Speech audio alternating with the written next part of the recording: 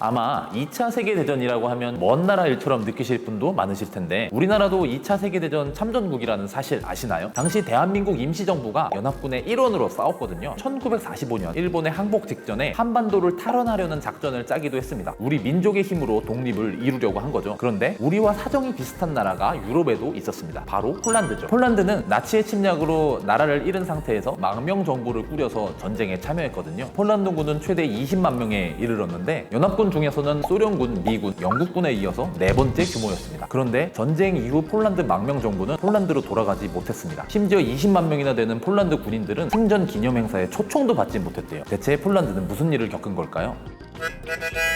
1933년 나치가 독일의 권력을 잡은 이후 유럽에는 점차 전쟁의 기운이 몰려옵니다. 나치는 1938년 오스트리아를 합병했고 1939년 체코와 슬로바키아까지 영향력을 넓힙니다. 이 단계까지 영국과 프랑스는 계속 경고만 하고 있었죠. 그리고 1939년 9월 폴란드를 침공합니다. 영국과 프랑스가 그제야 대응에 나서면서 제2차 세계대전이 시작된 거죠. 그런데 히틀러가 폴란드 공격 전에 한 일이 하나 있습니다. 소련의 스탈린과 조약을 맺은 겁니다. 이른바 독소불가침 조약이죠. 말 그대로 독일과 소련은 서로 싸우지 않겠다는 내용입니다. 독일이 서쪽의 프랑스, 영국, 동쪽의 소련에게서 동시에 공격받는 걸 막기 위한 조치였죠. 그런데 여기에 기밀 조항이 하나 있었어요. 두 나라가 폴란드를 반씩 나눠서 점령하기로 한 겁니다. 두 강국의 습격을 받은 폴란드는 손쓸 겨를도 없이 무너집니다. 폴란드의 비극은 이렇게 막을 올립니다.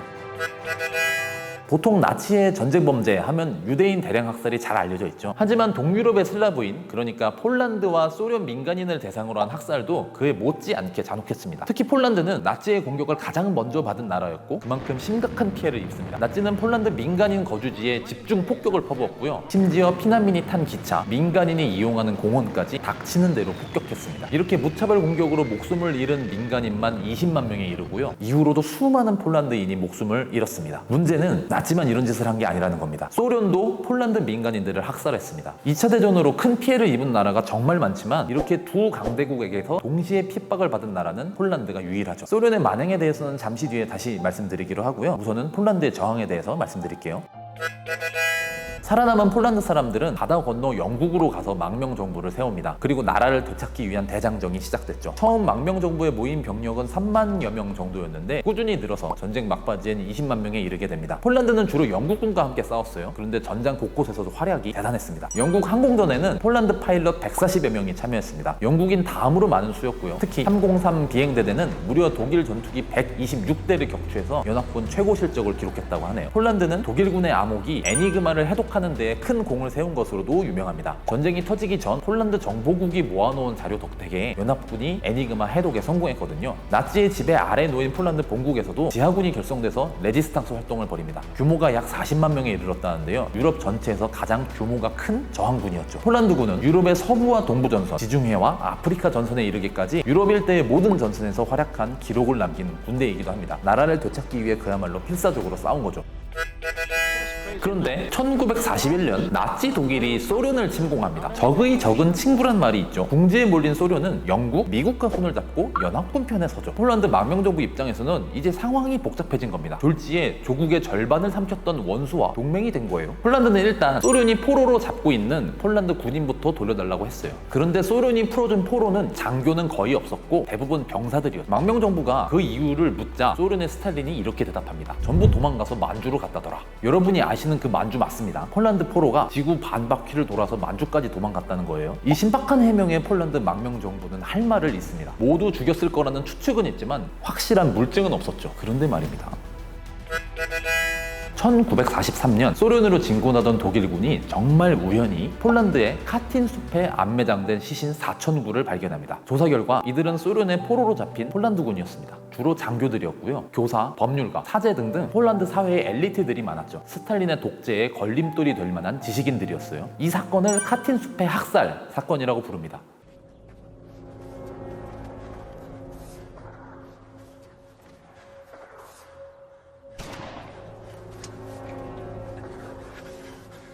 Buongiorno, Joel. Jako w niebie taki na ziemi. 소련이 숨기려고 했던 민간인 학살 사건이 드러난 거죠. 추가 조사 결과 소련은 카틴숲 말고도 폴란드 곳곳에서 최소 2만 명의 폴란드 포로들을 학살했고 수만 명을 시베리아로 추방해버렸다는 사실이 알려졌죠. 폴란드 망명 정부는 소련의 진상 조사를 요구했지만 소련은 묵묵부답, 아예 망명 정부와 국교를 단절해버립니다. 영국하고 미국도 폴란드의 항의를 모른 척했습니다. 나치 독일을 상대하려면 연합군에는 소련이 필요했거든요. 약소국의 서름이에요. 억울해도 방법이 없습니다. 전쟁이 계속되면서 나치 독일의 패배는 눈앞으로 다가옵니다만 폴란드 망명 정부는 마음을 놓을 수가 없었어요. 이대로 전쟁이 끝나봐야 소련에게 짓밟힐 게 뻔했거든요. 방법은 하나뿐이었습니다. 소련이 오기 전에 폴란드 사람들이 직접 일어서서 나라를 되찾는 거죠. 전쟁이 끝나가던 1944년 8월 1일 독일의 지배 아래 있던 폴란드의 수도 바르샤바에서 대규모 반란이 일어납니다. 폴란드 지하군이 봉기를 일으킨 거예요. 지하군은 이틀 만에 바르샤바를 장악하는 데 성공합니다. 하지만 바르샤바 봉기군은 대부분 군사훈련을 받은 적 없는 평범한 시민이었습니다. 변변한 무기도 없었어요. 당연히 독일군이 본격 진압에 나서면 무너질 게 뻔했죠. 그럼 대체 뭘 믿고 반란을 일으킨 걸까요? 이 당시 바르샤바 수십 킬로미터 앞, 그야말로 엎어지면 호다할 거리에 소련군이 와 있었습니다. 폴란드 지하군은 소련군이 그대로 진격만 해온다면 독일의 진압을 막을 수 있으리라 생각한 거죠. 그런데 소련군이 갑자기 진군을 멈춥니다. 이게 일부러 멈춘 건지 부득이한 일이었는지 정확한 원인은 아직도 의견이 분분하긴 합니다. 어쨌든 그 사이 독일이 진압에 나섰습니다. 히틀러는 이때쯤 되면 거의 제정신이 아니었는데 바르샤바를 지도에서 지워버려라 라는 지시를 내렸다고 하죠. 바르샤바 시내에는 30분 단위로 폭격이 쏟아집니다. 폭격이 잦아들면 장갑차와 탱크가 나타나서 포격을 해댔죠. 심지어 병원 직원과 환자들까지도 무차별로 죽였다고 하네요. 이렇게 딱 보름 만에 바르샤바는 잿더미가 됩니다. 바르샤바는 750년에 걸친 역사를 자랑하는 도시입니다만 오늘날 이 도시에 있는 건물들은 전부 다 전쟁 이후에 복원한 것들입니다. 당연히 엄청나게 많은 시민들이 목숨을 잃었죠. 소련군은 그동안 뭘 했을까요? 강 건너에서 불구경만 하고 있었습니다. 독일군의 진압이 끝나자 그제야 유유히 바르샤바로 와서 독일군을 몰아냈죠. 바르샤바 봉기는 이렇게 처참한 실패로 끝납니다. 이제 전쟁의 끝이 다가왔습니다. 동유럽 전체가 소련군의 발 아래 놓였고 소련은 폴란드에 꼭두각시 공산국가 폴란드 인민공화국을 세웁니다. 영국과 미국은 폴란드 인민공화국을 폴란드의 공식 정부로 인정합니다. 1945년 2월에 얄타회담에서 이미 합의했거든요. 당시 미국은 일본과의 태평양 전쟁을 끝내기 위해서 소련의 협력이 절대적으로 필요했고 그래서 동유럽 문제는 대부분 소련에게 양보했다고 해요. 이제 폴란드 망명정부는 무법단체가 됐고 자유폴란드군 20만 명도 갈 곳 없는 신세가 됐습니다. 이들은 런던에서 열린 승전 행사에도 초청받지 못했습니다. 대사관 건물까지 내놓아야 했죠. 폴란드 망명정부는 그래도 영국에 남아서 공산정부에 반대하는 운동을 이어갔어요. 하지만 영국인들의 시선은 엄청나게 차가웠습니다. 외국인들이 영국인의 일자리를 뺏는다고 생각했거든요. 어떤 폴란드 군인은 군복을 입고 다니다가 길거리에서 이런 소리까지 들었대요. 당신은 언제까지 영국 사람들 빵을 축낼 건가? 아직 전쟁이 끝났다는 소리도 못 들었나? 참담하죠.